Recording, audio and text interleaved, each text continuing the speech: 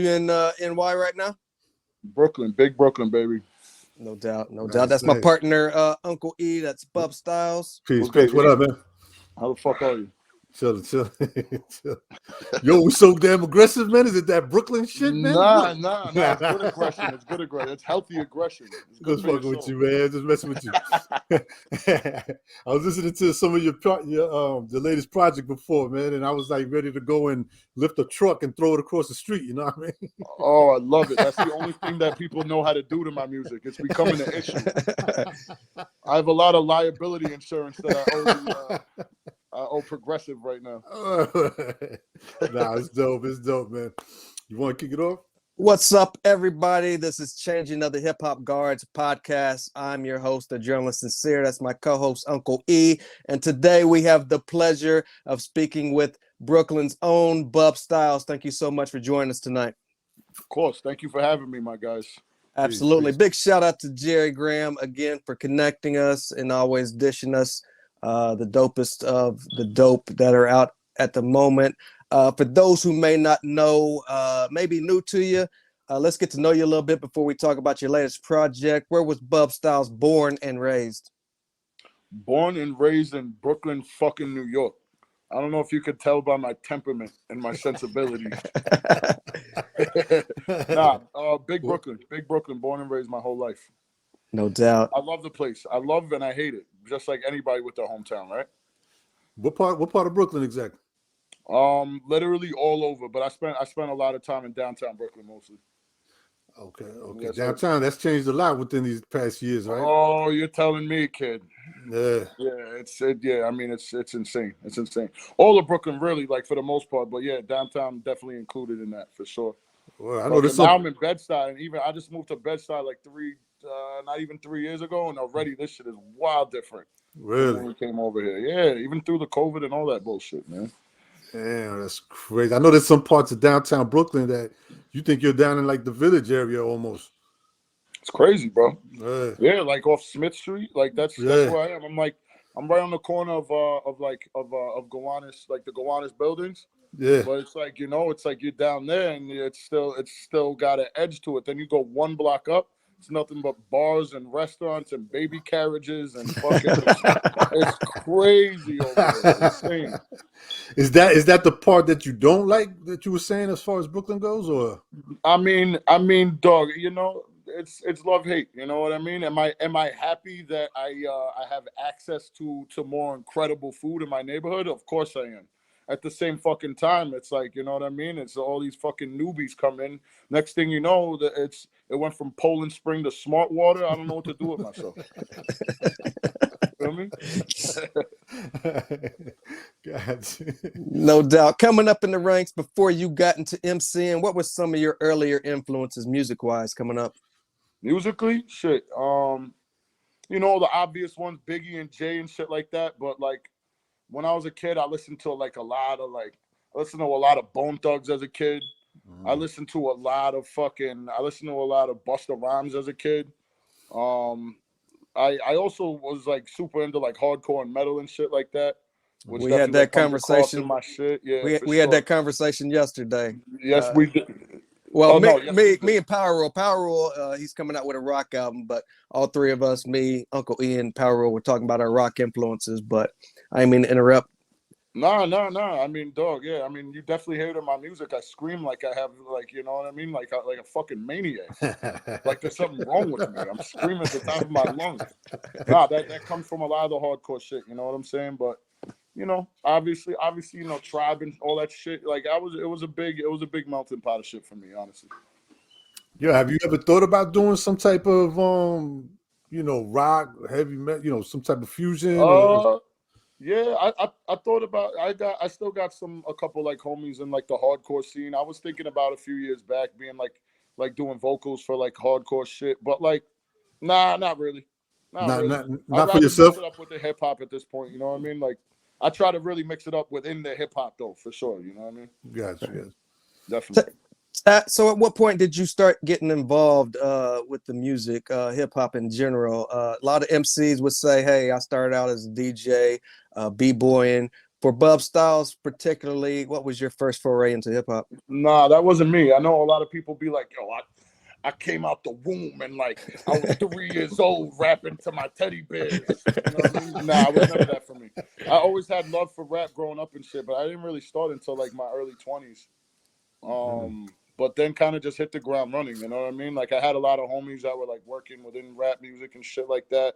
And like one in particular, this one producer, like one day he was like one of my best friends at the time.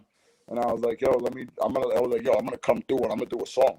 And he was like, you gotta go do a fucking song, dog. And I was like, yeah, I'm gonna do a fucking song, dog.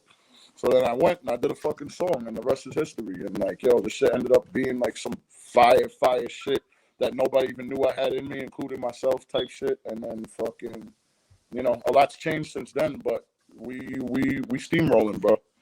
It's crazy. Right. Yeah, before we get even more deeper into this, two things, man. Where'd you get the name Bub Styles from? And what's up with the Cold Cut King? I mean, dog, honestly, Bub Styles was some shit I came up with on a whim. I was like, Bub is some fucking fat guy. It's generic fucking fat guy. And I always had mad Jordans and North Faces and bullshit. So I had mad fucking style way before this rap shit. So it was literally just shit. Like it just came. It literally means nothing except for that big fat guy with style. You know what I'm saying? It wasn't some shit I was like, damn, I think it's gonna be this. I think it's gonna be that. It was some shit I said one day, and then everyone started calling me Bub, so then it just became that. That's what it was. And Cold Cut King. Yeah, what's up with just that? Some shit I said one day. I was like, Boar's Head Bubs, because I fucking love fucking sandwiches and Italian charcuterie spreads. There's nothing like it, you know what I mean? And I just said it one day, yo, Boar's Head Bubs, Cold Cut King. Matter of fact, that's funny you say that. Cold Cut King of the fucking city. Ow.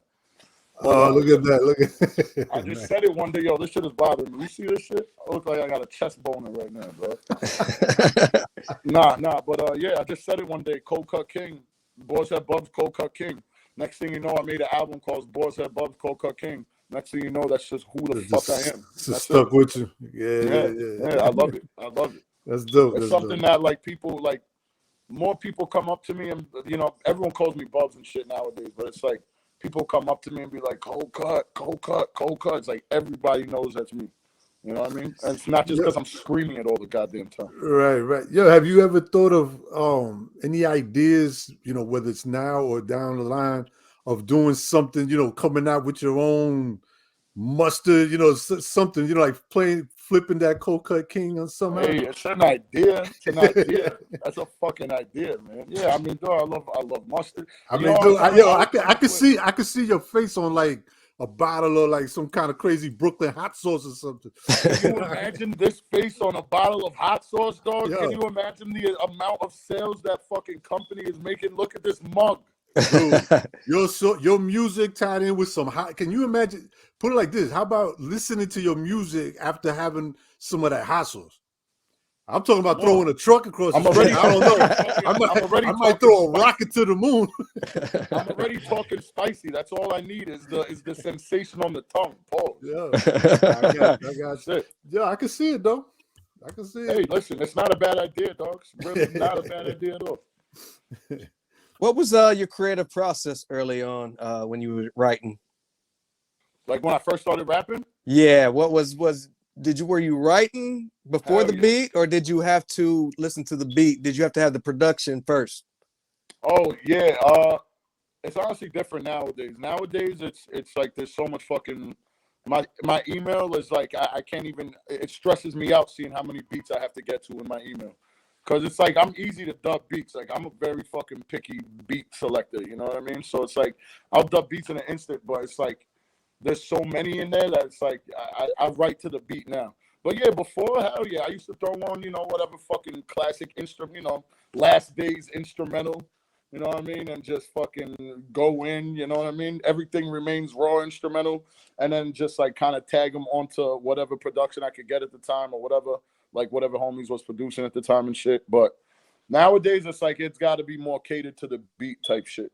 You know what I mean? Nowadays, and also no lie, it used to take me sometimes a week to write a verse back in the day because I would always be mad like in my head about like how I wanted shit to be, which I still am. But it's like I do it so much nowadays I can knock verses out easy now, you know. But right. Yeah, it's much different now. Nowadays we polished. You know what I mean? Right. Give us a little timeline of when you started really taking this serious. Um, Shit, I was running around with like an old crew, my old crew Villains. That was like from 2011 to 2016. We kind of disbanded, but I was doing, I would say, I was trying to keep it more local. Not trying to keep it more local, but it was more local back then. We had a really big local following. We had a lot of people that would pop up to all the shows. It was a really kind of like, vibey type shit. Nowadays, it's like, I think like 2017, 2018, I like put out like a project called Long Nights, Cold Winters. That was kind of like the beginning of the shit, but then it still wasn't really bubbling like that. And then I think like 2018, I put out another project. 2019, I put out Boys Head Bums, Cold Cut King. I think that was the beginning of this era that I'm in right now doing this shit. And then 2020 was ridiculous. I dropped like 4 albums. Then 2021, I dropped 6 albums. It's just been kind of we've been speed racing right now, so it's exciting, man. Now, Right. when you were dropping all these projects that you were just talking about, what were the what kind type of reception did you get from your peers, or did other Yeah, artists within the industry start taking notice to you? yeah. I mean, each one gets bigger. You know what I'm saying? Each fucking project has new eyes that I never really knew was on me before. So it's dope, man. Like I have people that are considered legends nowadays. People that I looked up to when I was a kid, reaching out to me, not Mm. even knowing like not even me following them or anything. People fucking reaching out and being like, "Yo, Bubs, I'm looking at it like, is this really dot dot dot?" Like, yo, that's crazy. Like people I've really like looked up to when I was 15, 16 years old. Mm. And yeah, that shit, that's one of the most validating things for me, honestly. Even if it's like music that's not gonna make me a superstar, or like not music that like is like a big cosign or a big like something to really have on your resume. It's like for me and my personal resume, it means a whole fucking lot. Just knowing how much that I used to look up to them, so it's like all full circle shit, man. It's dope. Do you remember the first one that you would have said, like an established artist that you looked up to that acknowledged you, that you were like, whoa? Like, can you remember the first one by any chance? Or Shit, just in general, who was like the first one that you knew, shit. recognized who you I'll tell were? you. I'll And tell you. I don't know the first, but I'll tell you. I'll tell you an exciting one. okay. Fucking like Ill Bill and Gore-Tex. Oh, okay. Mm. Like yeah. I mean, dog. Nonfiction was everything to me back Yeah, in the day, yeah, yeah, dog. yeah, Like yeah. I was a real fucking backpacking ass fucking Timbo wearing ass fucking whatever the fuck back in the day. So I mean, I Right, used right. to bump like the Future Is Now album. Like I used to bump that shit like mad times a week. Like no Mm. bullshit, mad times a week. That was my favorite album for like a couple of years back in the day. And like fucking yeah, bro. Like I'm actually working on a project with Gore-Tex right now.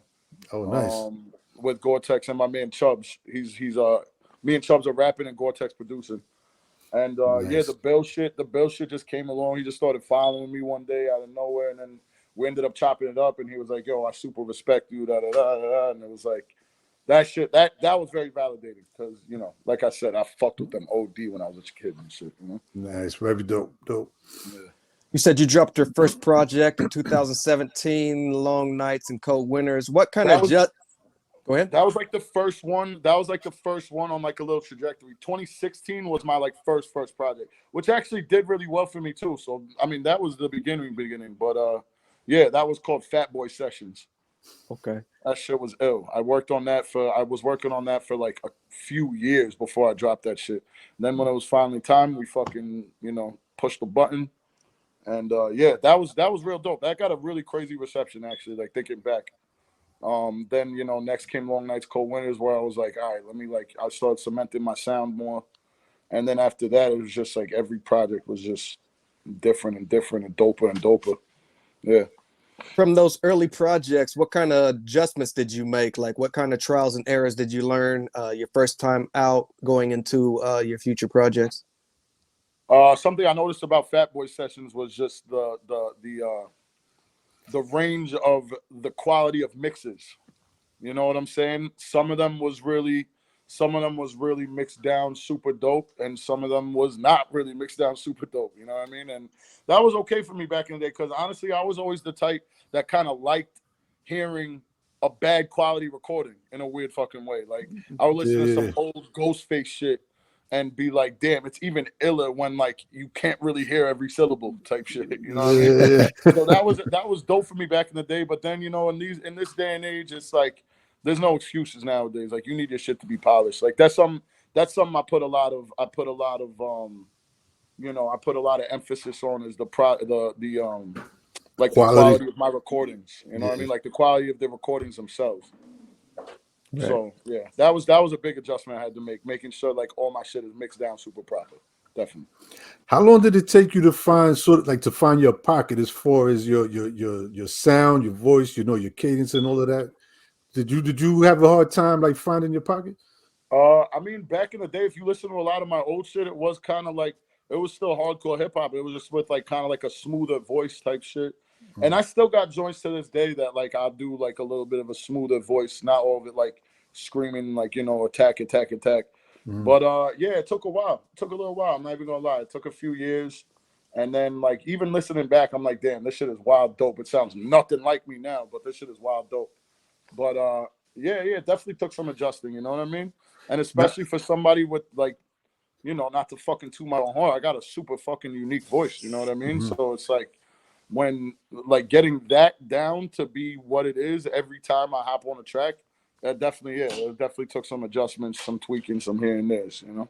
But how did you know that was it? Like, you know what I'm saying? When you was, you know, was it your peers, like your boys? Like how did you know like, yo, this is I think the first time I heard myself like that on the track, I was like, nah, this shit is special. Was it. And like I said, the hardcore shit, like I love hardcore music and shit. Well, at least I did. Nowadays, I don't listen to as much hardcore music. But when I was a kid, it was a big mixy old scene back in the day. Right. But you know, fucking that had a lot to do with it. You know what I mean? If you really listen to a hardcore band and you listen to my vocals, it's pretty much the same fucking vocals, except I'm saying jiggy as shit. But it's pretty much the same fucking vocals, bro. Right. So I'd say it had a lot to do with it. Keep it real. Gotcha. You dropped 2 projects in the year of the COVID 2020. Can you take us back to what life was like for Bub Styles trying to push through such a tough time? I dropped 4 projects in 2020. 4 projects. Okay. Yeah, I dropped State of Flea Emergency. Then I dropped Outerwear Season. No, Outerwear Season was last year. Damn, I gotta look back at my shit. I dropped so much bullshit, bro. Nah, it was I'm almost it was it's like it was Cruel Capicola. Yes, Cruel Gabagool. Then there was Get Rich or Go Broke with my man AR-15. Then there was State of Flea Emergency, and then there's one more that's slipping my fucking mind right now. Very sucio muy picante. Come on, yeah. That was. I mean, dog. That's like the project that did the most for me, arguably. So, like, yeah, I don't know how I missed that, but yeah, those were 4 big projects for me. Like, it was COVID, man. COVID obviously sucked. You know what I mean? It kind of debilitated a lot of shit, but for me, dog, like it was exactly the time that I needed. Keep it real. It was the real time I needed. You know what I mean? Like, there was nothing moving. You know what I mean? Like, I didn't have to go to work. You know what I mean? There was all I had to do was sit in the crib, smoke, write music, drink, eat, smoke, write music, drink, eat. I got mad fat. It was crazy. But that shit did a lot for me. I think I've spoken to a lot of artists that said the same thing too. It's like COVID was like this blessing in disguise that like made us all stay inside. You know what I mean? Because we be outside. At least me, I can speak for myself. I'll be outside. Some might say too much.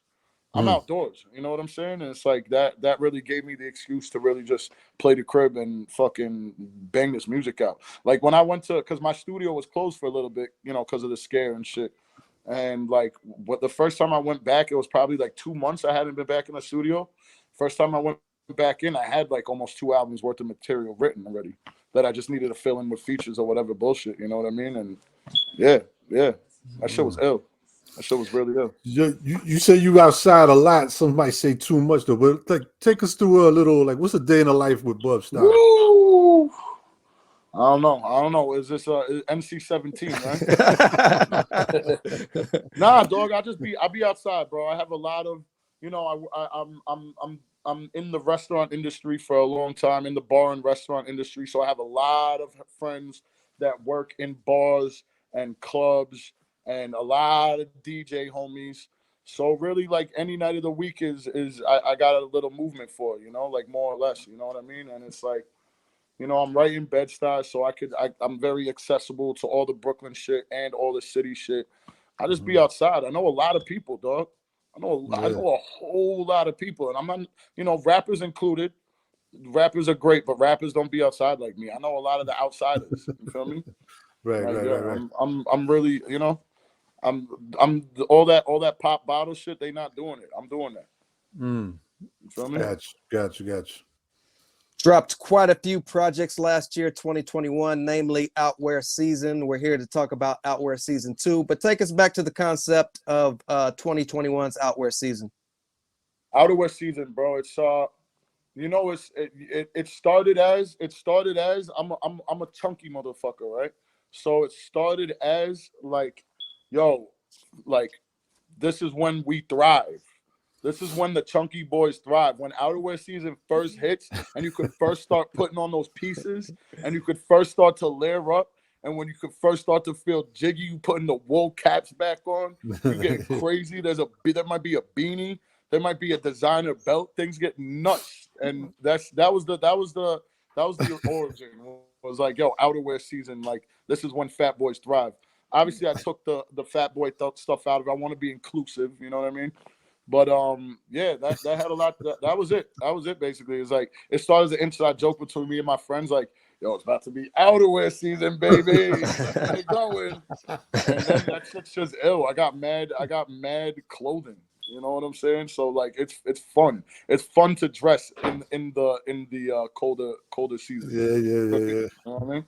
Yeah. So I guess you'll never be moving to like Miami or nothing like that, right? I'm not saying never say never. True. But nah, I like layering up. I like layering up all these jiggy materials in my closet. You feel me? Right. But nah, and it was kind of, and musically, it was meant to be like kind of like a cold theme. You know what I mean? It was meant to be a more rugged theme. A lot of my music is rugged, but I got a lot of music with kind of like lighter elements to it as well. I didn't want any of that on this album, on this series at least. You know what I mean? I wanted it to be a very frigid. I want it to sound like a tundra. You know what I mean? So that's what I tried to do. You started the year off in January with a bang with the Great Outdoors. What kind of reception did that particular project get? That was an interesting project for me, dog, because you know, like I've always kind of mixed it up musically, style wise, but with Great Outdoors, I wanted to keep it like music. So the reason I called it Great Outdoors was because it's a take on outside. I'm outside. Yeah, you outside. I'm in the great outdoors. You feel me? So it was kind of like my way of saying this is music to go outside to. Like, you know, I've said this before in a couple of interviews. It's like it wasn't music to like smoke and vibe to. You know what I mean? It wasn't music to fucking you know, have a relaxing bed to bathe yourself to. This is music to go outside. This is music to go outside to see some things shaking in the air. This is like, you know, that was what that was about. And you know, it's a popular misconception. A lot of people think that because I make all this, I don't know, I guess you call it boom bap or golden era, whatever the fuck you call it. It's like that because I make so much of that music that's like what I really listen to. I do listen to a lot of that, but keep it real, I listen to just as much trap and drill music as anything else. Like, because I'm, you know, I'm a very eclectic person. I like the energy that shit brings and shit. You know what I mean? So it's like I've been making music like that, but I just mix it into my boom bap too much. And for this project, I wanted it to be like, nah, like this is the shit I could give to any one of my DJ homies and be like, you know what I mean? They're gonna love it. Just trust me. They'll fucking love it. And there's some like my DJ homies were like, I had a couple that have told me like, yo, thank you for putting this out. Cause now I have shit like that I can play of yours during a set. You know what I'm saying? Cause like they not playing spots with rap shit. You know what I mean? They playing spots with things shaking in the air. And you know, this was like they was like, yo, thank you for making it. Now I have something that I could, you know, put you on with. Da da da. So yeah, that was the Great Outdoors, and the reception was really fucking dope because I had a lot of people that only listened to kind of like old school style rap telling me that this album is like basically the only modern shit that they'll bump. They were like, cause yo, it's so you and it's so hard and so dope that it's like I almost forget like that I'm not hearing like breaks and shit like that. You know what I mean? Like I almost Mm. forget how many hi-hats are on this song. You know what I mean? Yeah, and Right. that shit was flattering. Like a lot of the older heads and shit like that really like only listen to the boom bap shit. They was like, yo, I respect the shit out of you for putting this shit out because I could even bump it. And I was like, word, that was the goal. Mm. That's Yeah. Big dope. interesting, man. Yeah, so what's it? I mean, obviously, you just said you listen to the trap and the drill, though, but what's your take on like the slack that drill music's been getting lately? You know what I mean? I always compare it to like what hip hop was getting early on. The blame for everything, and it Yeah, seems like they're going through that right now. it's fucking unfortunate, man. Cause yo, it's like obviously fucking there was crime way before drill music. There was a lot of Right. crime way before drill music. That being said, who the fuck knows how much of the shit is exasperated by the drill music? You know what I mean? It's like I love this shit. Like I dead like listen to so much drill. Like I fuck with the sound like OD. And it's Yeah. like you know what I mean? I see the violence. I'm not gonna say the violence that it causes because, like I said, the violence has been there. But like Yeah. I said, yo, they say a name on a song on YouTube with 40 million views. That's got to be embarrassing for the ops. Like that's got to be like something that's like, nah, we got it right now, because you know what I'm saying. Mm. The genre is so fucking popular right now that it's like, which came first, the chicken or the egg? Right. Obviously, the Right. Right. violence came first, but it's like, who's to say how much of it is cause and effect or how much of it is just fucking a product of the environment in the first place? It's hard to say, bro. It's fucking Right. unfortunate. It's unfortunate to see, though. I'll tell you that. And my other question, as far as that goes too, is what's your take on um what should we call it, the older heads or whatever you want to call it? Um, a lot of them don't embrace the drill music and trap music. A lot of them talk down to it. What do you think there should be a little bit more I of mean, a hey, bridge there? listen. Everybody has their preferences. If you legitimately don't like the sound that's coming out of the speaker when drill is playing, that's one thing. Okay, to each their own. But I think a lot of people hear some shit and immediately chalk it up to what they think it's gonna be. Oh, Mm. it's all negativity. Oh, it's all. I got a bitch. I'm in the six. I'm in my wrist. And it's not all that. Yo, these drill rappers is spitting. Like, so many of them are actually fucking eating. Like, it's crazy. Like, yeah, it might be over a different beat that you're not so used to hearing, but these Right, dudes are eating. And you can't say that a lot of your golden era rappers wasn't just talking about the same bullshit, too. right, You know what right, I'm right, saying? right. They was all talking about guns, bitches, and champagne. You know what I mean? Like, and that shit is dope. That's lifestyle shit. I fuck with it. I love it. But at the Mm. same time, you can appreciate different types of rap music, bro. Like, you know what I mean? It won't nobody's gonna take your golden era badge away from you because you like a Yeah. Fabio Foreign song. Right, Fabio right, right, Foreign right. has shit where he's saying shit. Like even the Hmm. youngins, even all them youngins up in the Bronx and shit like that, even the youngins in Brooklyn, 22 G's is fire. He's fire. Like Sleepy Hollow is fire. Like these are guys that are actually talking, like talking. Even Pop Smoke, like, I'm not saying even Pop Smoke. Pop Smoke too, rest in peace. Like Hmm. his shit was like, it got more commercial. I can't say I was a fan of like a lot of the shit that came out on his debut and shit like that. Right, right. It got a little commercial, but like, yo, the heavy hitting shit, like, yo, he was spitting. He was fucking spitting. You know what I mean? I like rap, whether it's fucking whatever type of shit it is, honestly. You know what I You mean? just And mentioned the you just mentioned a couple of artists though, but for some, hip hop heads or some cats that don't really listen to that, who are some other drill trap artists that you listen to that are really dope that someone should go um, out there and check out? yeah, I mean, Fabio's the obvious one. Right. I really like those Bronx dudes, K Flock and B Love. Okay. I really like UK drill also. I listen to a lot of UK drill. Yo, this dude Central C, he's the best rapper. I'm not Word. saying the best drill rapper. Just the He's the best best rapper. rapper, dog, and his music is so diverse. Like the sound is all drill, but the beat selection, and not only that, but like the shit he's saying, yo, he's saying some ill shit. He has love songs that you would never think is a love song when you hear it, and then you hear the lyrics, and you're like, yo, he's saying like real shit. He's saying shit about his neighborhood. He's saying shit about being responsible within your community. Like he's spitting. You gotta listen to this dude. He's dope. He is. Who His was name that is again? Central C. Central C. Yeah, I'm jotting it He's down. he's from the UK. He's super dirty, bro.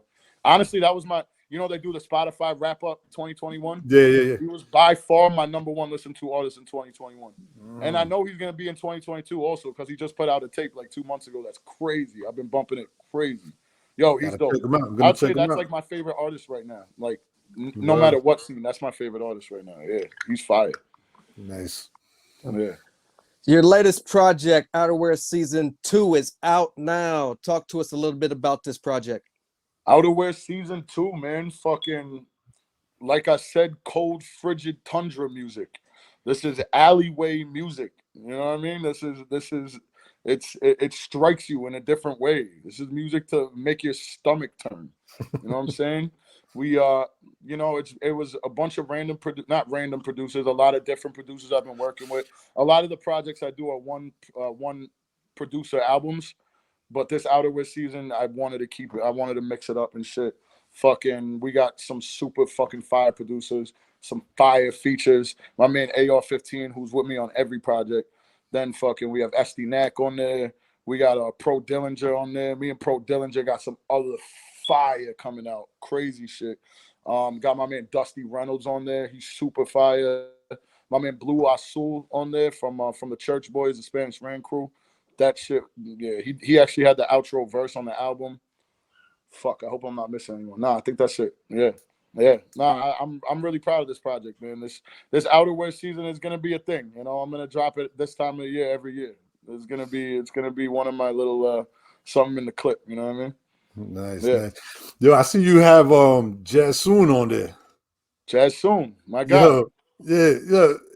That's a funny individual, man. I've never met him personally, but I've never met him either.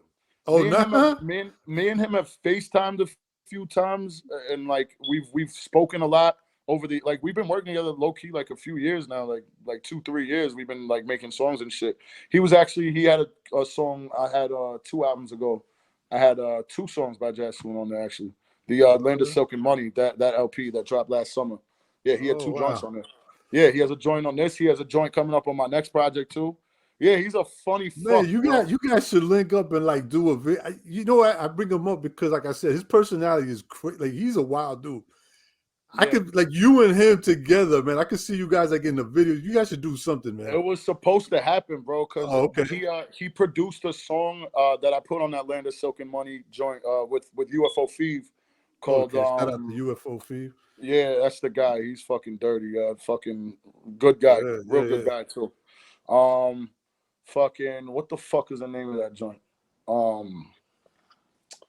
Yo, I can't believe I'm blanking on this shit. Whatever, some jiggy ass fucking joint that me and UFO Feeve put out on the Land of Silk and Money. And Jazz was actually supposed to come up from Philly. I forget what ended up happening. There was some scheduling conflicts. It couldn't happen. We wanted to reschedule the shoot, but it was like the album was coming out, and it was like I needed to just get it done type shit. So yeah, me and UFO just ended up, doing that. But yeah, Jazz, man, like yo, I want to meet him in person because I know that shit would be a fucking riot. Yeah. You guys, you have to video. You got to record that video to something, man. Because you guys would be a. We need a behind the scenes on that one for sure. Yeah. Nah, he's shout dope, out to man. Jassoon, man, and his production too, man. Like besides his personality, his production is fire. He's ill. Yeah, he's very knowledgeable when it comes to the music, man. Yeah, 100. The newest project is out on Cold Cut Records. That's your own label? Yeah. Listen, I feel funny calling it a label if I'm not fucking putting artists on and really making deals. When DistroKid says, "What's your label?" It's either gonna say DistroKid Records or it's gonna say whatever the fuck you put. So I've put Cold Cut Records. Full transparency. Ain't no fucking label. It just looks jiggy. That's it. No doubt. Which platforms can we find this new project on? Everywhere you fucking any project that you could find Barbara Streisand on, you could find fucking Outerwear season 2 on. You know, Spotify, Apple Music, fucking Tidal. You know what I mean? You can find it on Napster. You want to get real crazy? You get it on Amazon. You get it on MySpace? Can we get it on MySpace? You might be yo. If your MySpace loads on your computer, you got a different problem. But yeah, I'm not gonna say no. Yeah, sure. It's also on Bandcamp. You know what I mean? I put it on Bandcamp. I'm trying to, you know what I mean? I want to get my Bandcamp wave a little more popping. You know what I'm saying? I know that's a big thing within my scene and shit like that.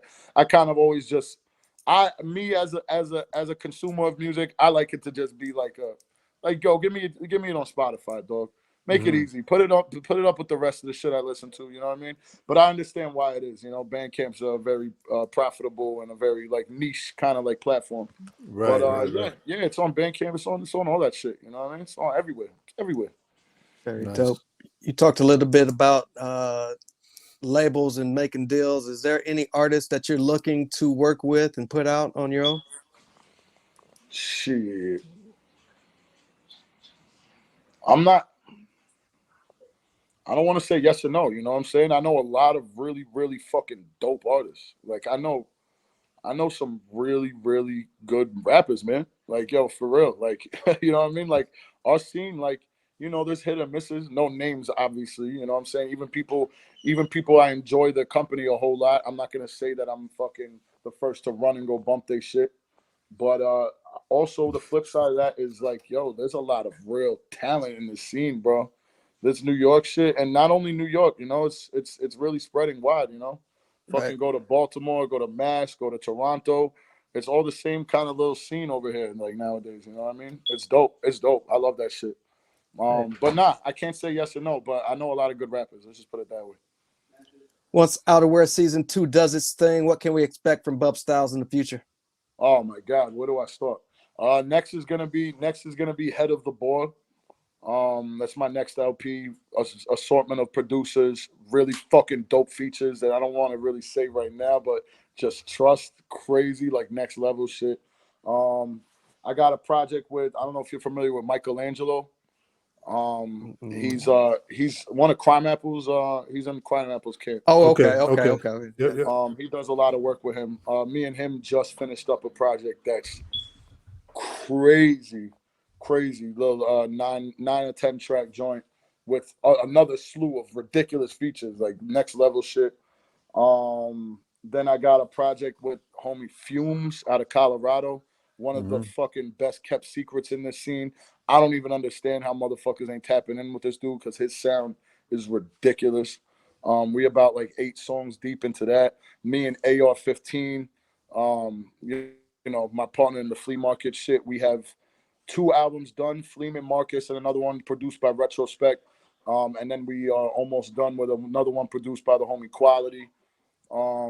Then we got me and my man Chubbs, I mentioned that earlier, got that Gore-Tex project we working on.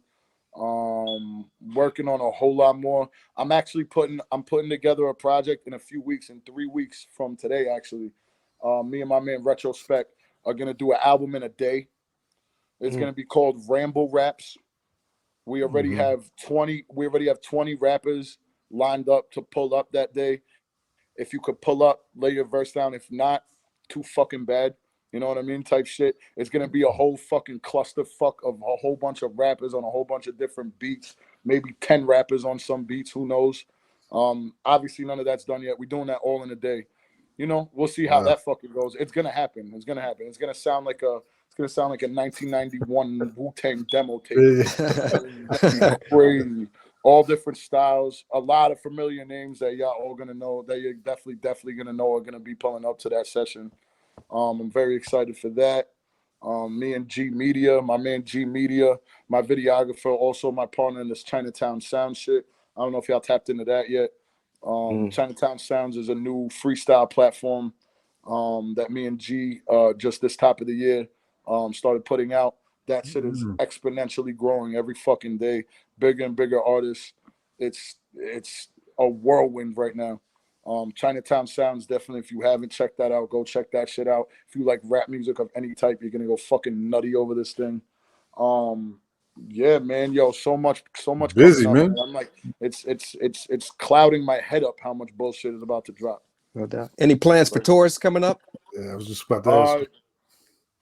Very, very early stages. I have a few local shows coming up, but me and my man, fuck it, I'll just say whatever. Me and my man JB out of Oklahoma, he has a pretty big wave out there. Me and him are kind of in the very, very early stages of talking about like a Midwest tour. Definitely want to do shows on the East Coast, like a whole bunch on the East Coast. Kind of in the middle of planning a few of those too. It's been a whirlwind, man. I'm telling you, and definitely a few New York City shows coming up. I got one Saturday. I got one later this month, and then another two next month. Yeah. Staying busy. That's good. Plan a little. Say what? No, I say you staying busy, man. That's good.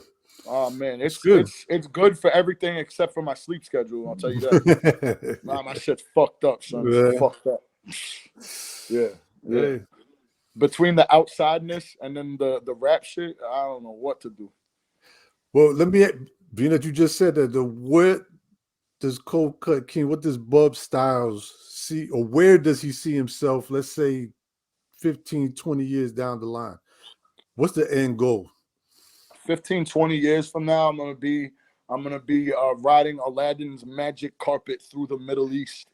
I'm gonna be spritzing lavender oil mist over the Mediterranean Sea, and while eating the finest Peruvian ceviches, and, with 27 beautiful queens of all ethnicities, all taking up their little corner on the carpet, but making sure my back is rubbed at the same time. My clothing is gonna go stupid. I'm gonna have 13 restaurants scattered throughout the Maldivian islands. You feel me? It's gonna be fucking crazy, dog. Listen, the images. So these sleepless nights are gonna be all worth it. Oh yeah, nah, dog. Listen. I'm already seeing it. I'm already stitching the carpet as we speak. You feel me? It's gonna be crazy. It's gonna be crazy. The Caribbean's never gonna look the same. No doubt. No. Bub Styles, we want to thank you for your time and everything you're doing for the culture. Before we get out of here, let the people know where they can keep up with you on social media. Bub Styles on everything. BUBSTYLES. Yep, there it is right there. Fucking on everything. There's no Z's. A lot of people think I'm Bubs Styles with Z's and shit like that. Listen, if you texting me, it's cool. Use a Z. Don't go out there putting Z's on my name. You know what I'm saying? We was born literate. You feel me? Right. Nah. Bub Styles on everything. Cold Cut King of the fucking city. All those projects I just named are coming out within the next 6 months. A whole fucking gang of videos that we already dropped 9 videos this year. We already got like 3 more in the tuck that's unedited so far. The features going stupid. Expect more promo material. Expect more of this fucking mug on your computer screen. Believe that. No doubt. Like I said, thank you so much. This has been the Changing of the Hip Hop Guards. I'm your host, journalist Sincere. That's my partner, Uncle E, and that is the legendary Brooklyn's own Bub Styles. Thank you so much. Cold King of the city. Nah, thank y'all for real, man. For real. Yo, Since me and you chopped it up that one time before, you know what I'm saying? It's always a good vibe with you. E, absolutely. Likewise. You know what I'm saying? It's a pleasure good to vibe, meet you, man. Hopefully I bump into you out in Brooklyn or the city. Oh, it's gonna happen. Yes, sir. Listen, if you outside, you're gonna see this mug. I'm telling you. No doubt. All right. All right, buddy. Thank y'all, man. Thank you so much. All right, no doubt. You already know.